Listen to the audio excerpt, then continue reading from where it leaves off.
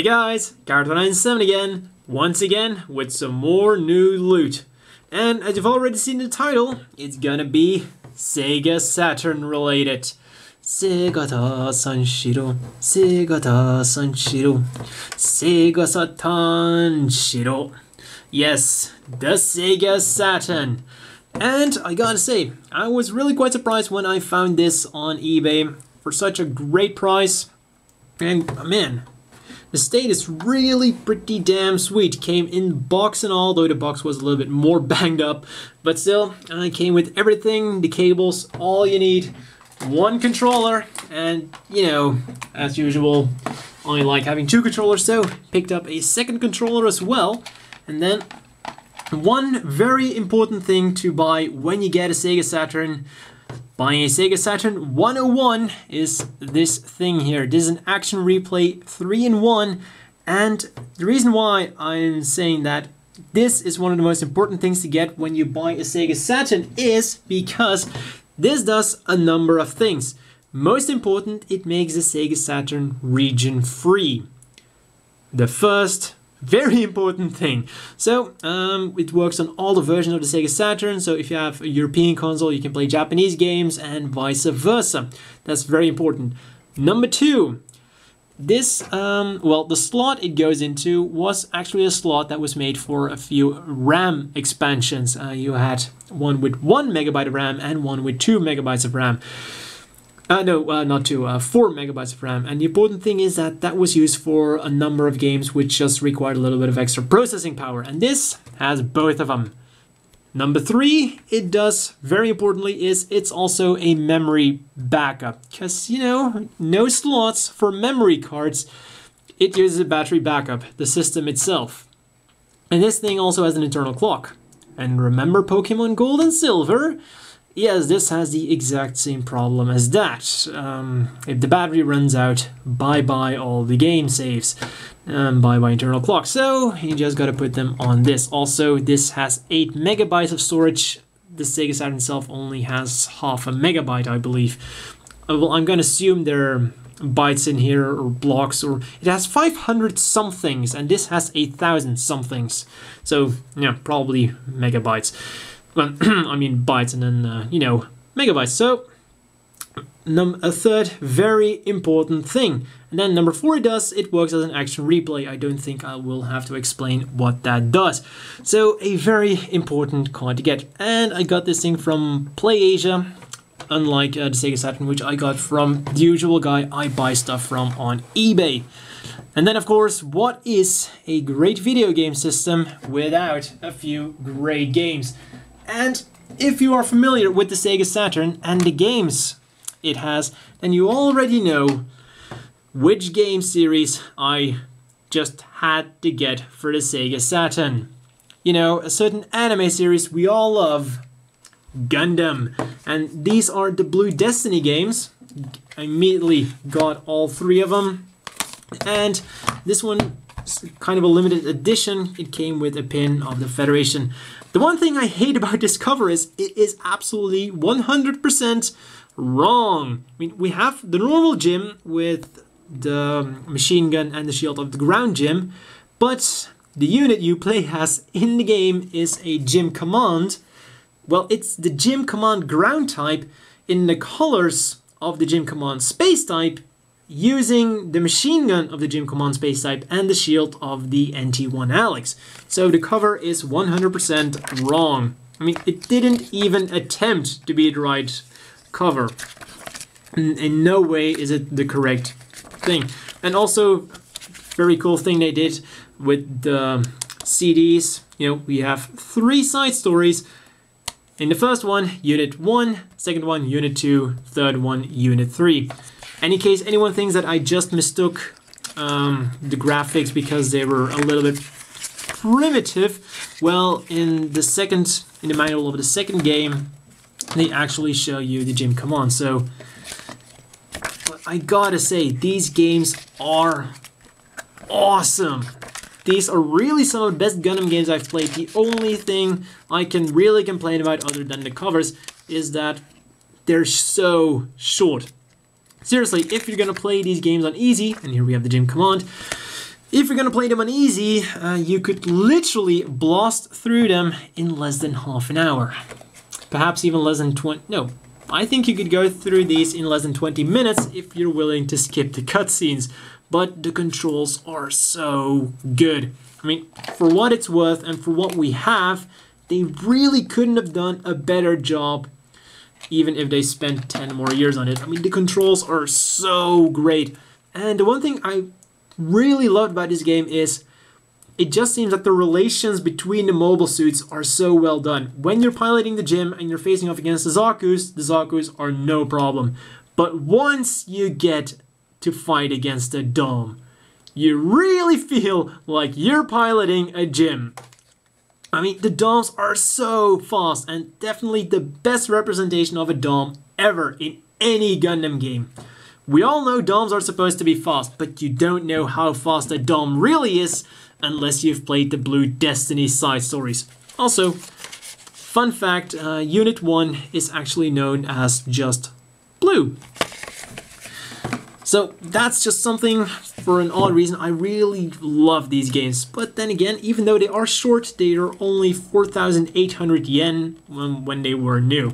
And I think that that is 2,000 yens cheaper than the average Sega Saturn game. So if you're ever thinking about getting a Sega Saturn for some odd reason, or you know, you have an emulator, these are definitely some great games.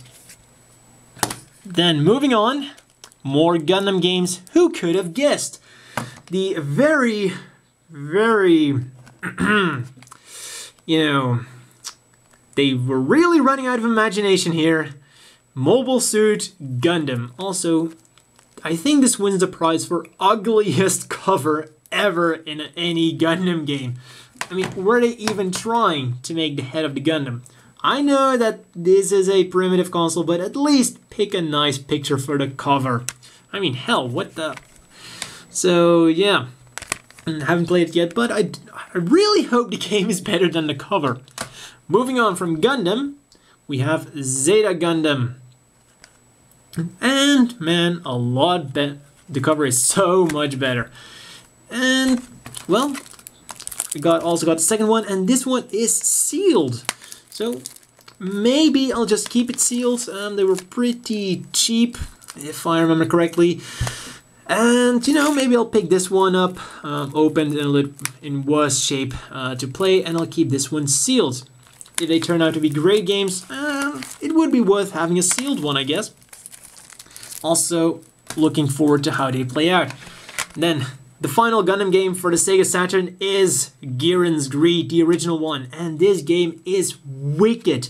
I have played Giren's Greed, the one was again Axis, Threat of Axis, yeah, that's right, Threat of Axis, and this is quite different. I mean, it also has the two phases. You have one phase where you just can choose, I'm gonna build that there, you know, do some operations, do research, but then in Threat of Axis you had the world map and it was divided in sections, and then you just had to send your mobile suits from section to section, and the fights were always small fights in those sections.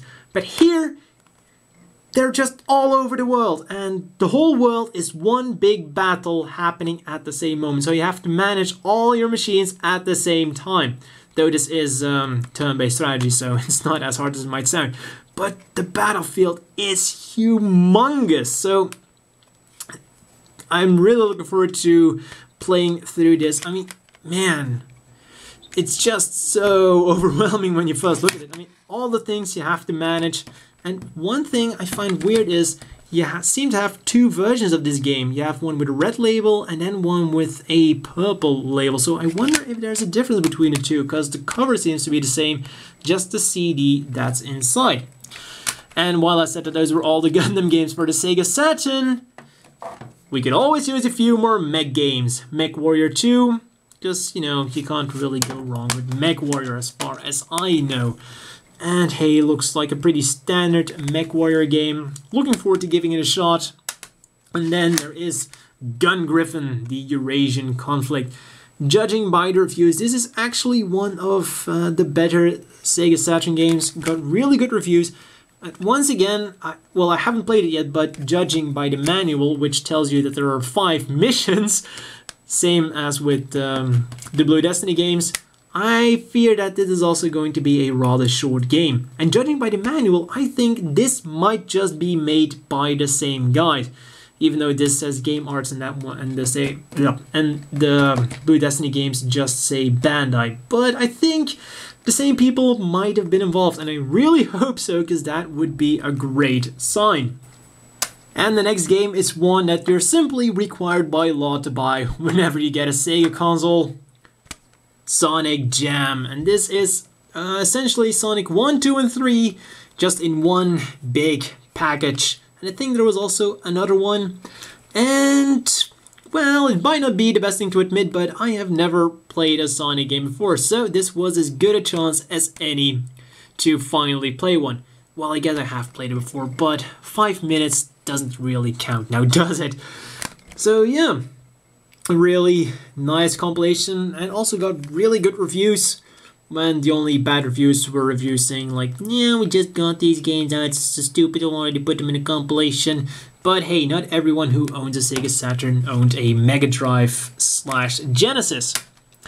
Next up, Sega Rally, a classic for the Sega Saturn, and I figured why not pick it up. It was cheap, like $5 or something, so I decided why not get one of the best games out there. Talking about great games, Wachenröder. Höhe Türme, Regen, Senkrecht und dicht gedrängten Himmel, Stahlquellen und rauchende Schornsteine. Eine Zukunftsgesellschaft in Zerfall, angeborene Lichtphobie, Vögel in der Finsternis. Yeah, even though I could read that, I kind of understand. I understand only half of it. Pretty much from what I can understand is high towers, rain, something, and oh yeah, they're very close to the sky. Steel, well, no idea what that is. Smoking chimneys, a future, something in Zerfall, no idea what that was. Born, people are born with light phobia.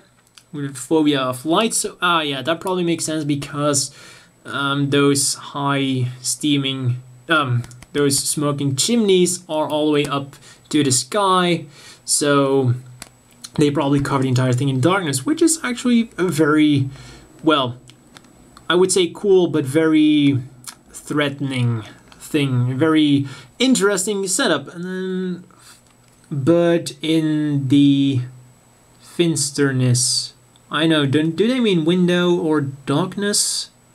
Ah, well, it's probably broken German anyway, considering how they pretty much butcher English. I wouldn't be surprised if the German made about as much sense too. No resale. Screw the rules. I have money. And Wachenröder. All I've got to say is marketing works even if you watch the advert a few years later. And then the last games are a bit gimmicky.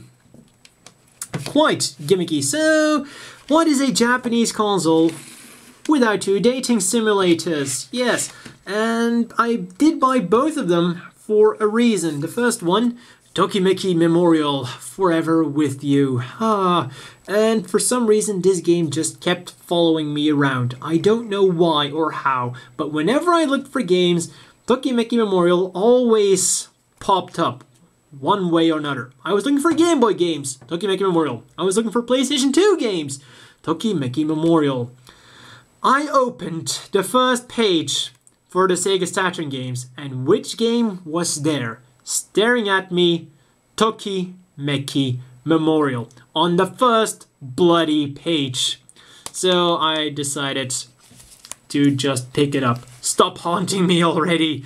And you know, it was only $3, so it's a cool sleeve, by the way. I mean, it's printed in there, so that's really cool.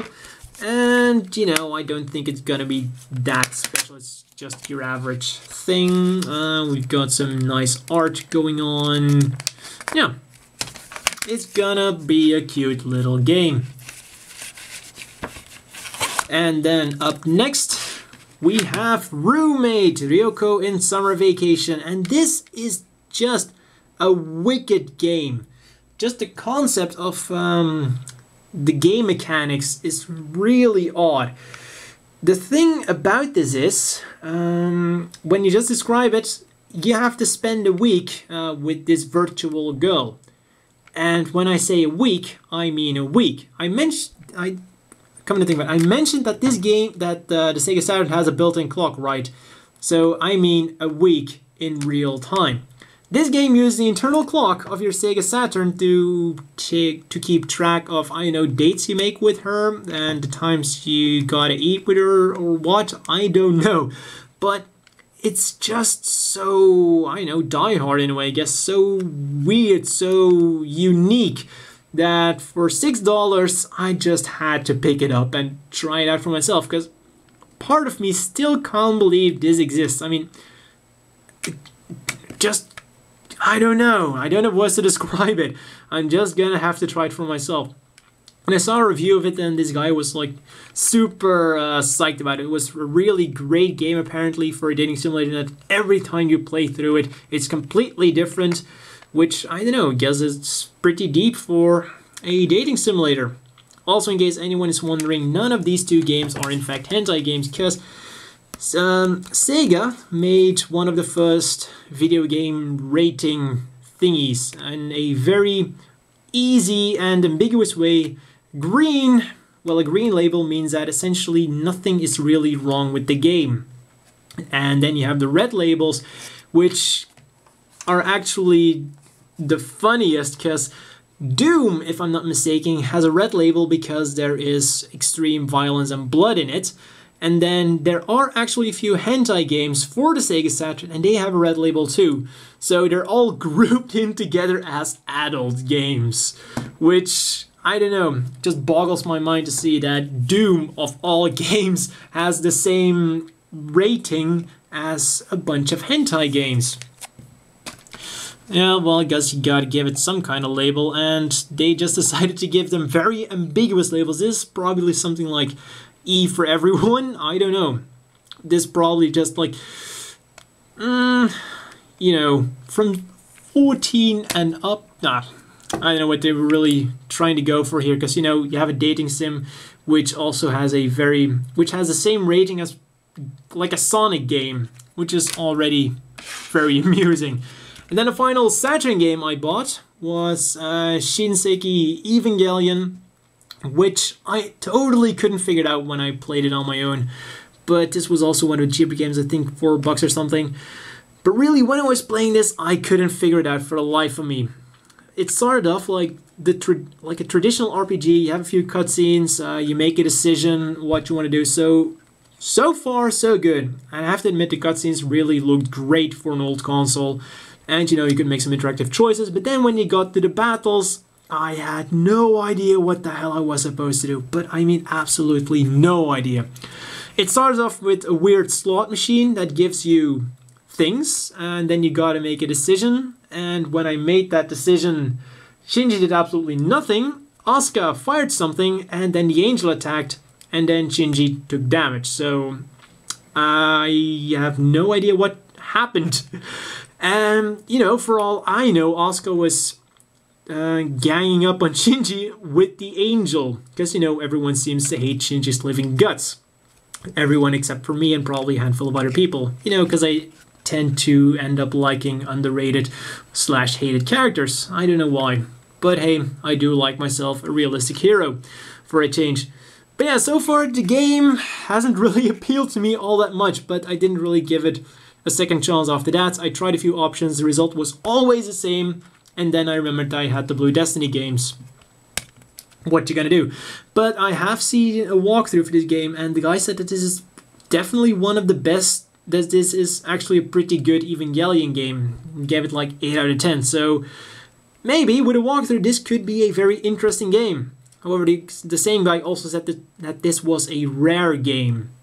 Maybe just that not a lot of people have it, but I don't think a rare game would go for $4 on eBay. Yeah, so those are all of the Saturn games, but there are still a few more games because, oh yeah, I totally forgot to mention that the guy I bought this from, when you buy a console from the guy, you get free shipping for up to 20 games. So it's not a coincidence that after 15 Sega Saturn games, we're now going to get 5 more games. First one, Super Robot Wars, the 4th. And it's not a coincidence I went for the 4th Super Robot Wars, because this is also the Super Robot Wars in which the units from 0083 make their debut.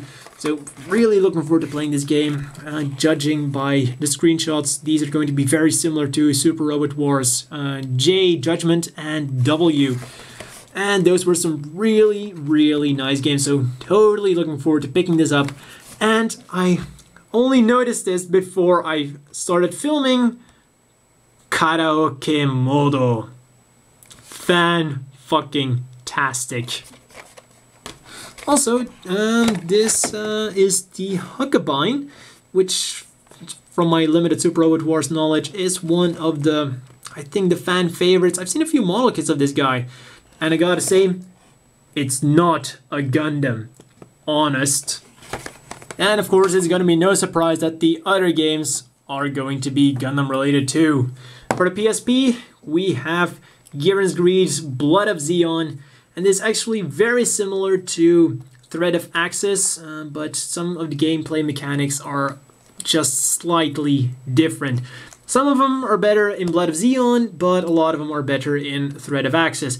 The most important one they changed, and unfortunately that is present in this game, is if your general or leader is shot down, you get an immediate game over.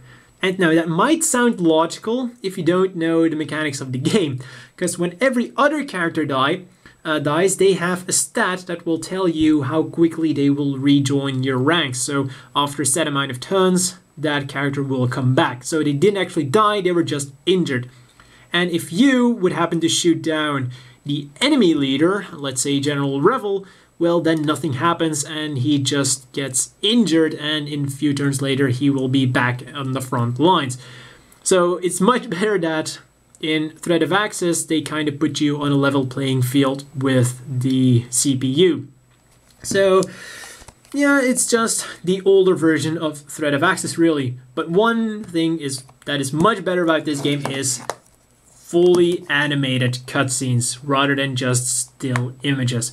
Even though some of the cutscenes in this are also essentially stills, but at least there is some movement going on. So that is definitely much better in this game. But overall, I still think Thread of Axis is the better game, unfortunately, but hey. Next up, more Giren's Greed. And I don't know, I think this... Now I gotta think. I believe that this is a remake of the first Giren's Greed, but I'm not quite sure. Yeah, judging by it, we only get to play through the first ones. Oh no, that means that this is the third one. Or the second one. Oh, damn it. No, wait. This is... it's not the first one, but gotta say, this is once again looking great. I really like how they look when they're fighting against each other. It looks so much better than the PSP version or the Sega Saturn version. And those cutscenes are going to be pretty wicked too. And I'm really looking forward to how the mechanics work in this game. Are they going to be better than Thread of Axis? Are they going to be like Blood of Zeon? So yeah. So I guess is one thing I'm really looking forward to. And I think that with all these games, I've had enough Giren's Greed for a while now. Next up, PlayStation 1 games, Chars Counterattack. Once again, we are being very, creative in the naming front here. We have a Chars Counterattack game. We shall call it Chars Counterattack. Well, at least it's not as lazy as with movie games where they just take the name of the movie and then put the game behind it. At least they're being upfront about it. So yeah, so far cutscenes look pretty interesting. We have a 2-player mode.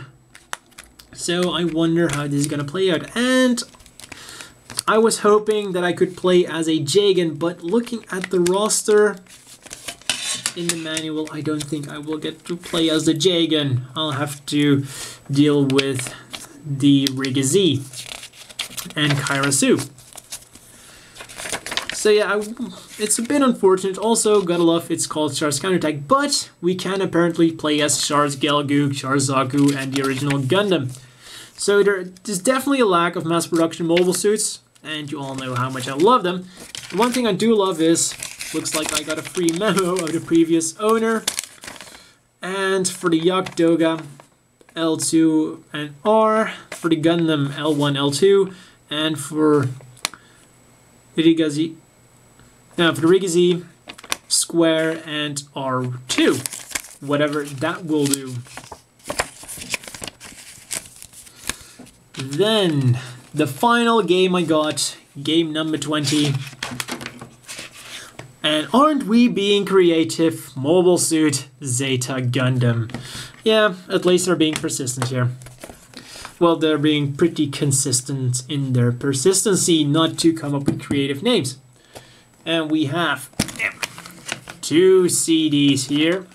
So, the good news is also that thanks to those 2 CDs, the game seems to look pretty good. So once again, a game I'm really looking forward to, and for the PlayStation 1, this is looking really good and much better than one of the previous games I played. And it looks like this time we will get to play as mass production units, or at least a few of them. So let's see. We get to play as mass production units as long as they were used by main characters. So that means no Gym 2. Aww. I like the Gym 2s. Even though they were pretty crap in Zeta Gundam. Let's see, do we get an memo? Because technically one of the main characters piloted it. Nope. What's that? New green Zeta Gundam. We got Amro, two-player link. I thought this was single player. Wait, so here it says 1 player, and in the map. Oh shit. Oh, that wasn't supposed to happen. Aw, man, I broke the manual. Great. So as I was saying, 2-player link. So the box says 1 player only, but here it says 2-player link. Oh. Wow! So if you want to play with 2 players, you gotta link up 2 PlayStations. The damn thing has 2 ports. It has 2 controller ports. Why couldn't you just... So you gotta put 1 disc into 1 PlayStation and the other disc in the other PlayStation? Wow! I mean, wow! That's... Whoa, I don't have words for that. I mean, for 2-player mode, you gotta have 2 PlayStations? I mean, come on! It's not like you can just drag your PlayStation right then. What the hell? I didn't even know that there was a special cable to hook them up. I mean, wow.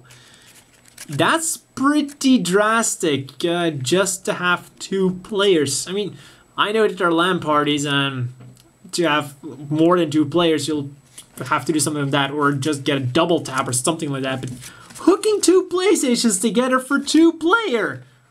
What the hell? And isn't that a great way to end this video on? I mean, I don't have any words for that. Just wow. Well, good thing I bought this for the single-player mode then. Because, hey, God forbid I was hoping to play this with a friend. I mean, as if I have 2 Japanese PlayStations hanging around. Wow. Well, maybe it works. No, it probably would work with a PlayStation 1 and a PlayStation 2, but wow. Anyways, that's pretty much all for this video, and that is indeed a great thing to end on. Well, I think I'll either go give Super Robot Wars the 4th a shot, or play the 3rd Blue Destiny game, because, you know, the first 2 were so awesome. Though I gotta warn you, when you play these games, even though I said that they were probably some of the best Gundam games out there, it will still show that the controls are a bit old. But even though they are fluent, they will require a lot of tapping. For example, to strafe to the side, you will have to continuously tap it. Rather than get in more modern games, you get a bit of momentum. But here you just gotta ram the button. The good thing though is that you do get a lot of speed out of it. And one final good thing I gotta say about the Blue Destiny games, well actually there aren't enough good things I can say about the game, but it really feels like a fair game and you really gotta use all your skills to beat the game in hard mode. For example, when I was playing the final boss of the second Blue Destiny game, I had to use everything, and there was one thing that I didn't know, how to do a triple beam saber slash, which is actually pretty easy to pull off. But once I figured that out, it wasn't until I figured that out that I could finally beat the final boss. So I had to use everything I had, and when you're playing against that final boss, against Nimbus, you gotta use everything. I mean, all the things you gotta take into account. You gotta watch your heat meter, that you don't run out of, or that your engine doesn't overheat. You gotta make sure that you're aiming on the guy correctly. You gotta dodge, you gotta fly, you gotta do everything, and you gotta do it good without getting yourself destroyed.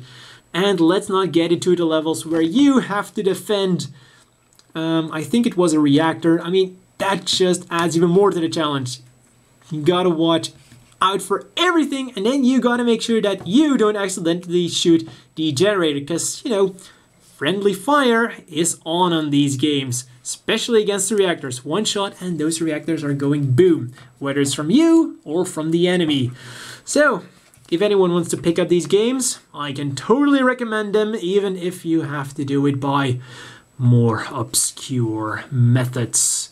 But that's all for this new loot video, and see you guys next time. And as Sega Sanshiro said, play until your fingers break.